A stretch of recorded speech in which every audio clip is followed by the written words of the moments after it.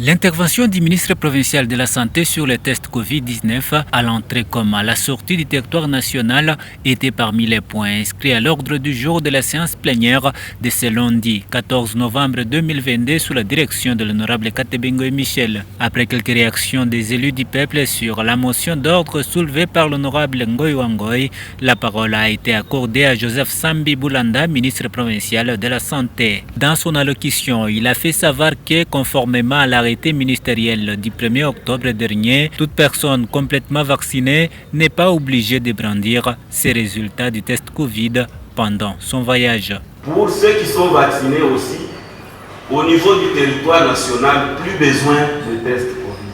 Mais lorsque vous n'êtes pas vacciné, à l'entrée ou à la sortie du pays, vous devez présenter le test prouvant que vous êtes réellement négatif.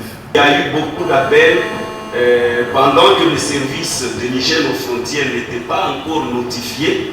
Donc ça a été discuté au Conseil des ministres, mais il fallait que le ministre puisse notifier le service et ça a été fait et je crois qu'il ne se pose aucun problème. Puis la plénière a eu droit à la présentation du rapport de la commission spéciale chargée d'évaluer les travaux d'aménagement du cimetière Penga Penga dans l'économie du test lu par l'honorable Thérèse Mouacha-Sémé. L'on a retenu quelques avancées sur le terrain. Poursuivre la démolition de constructions anarchiques et illégales.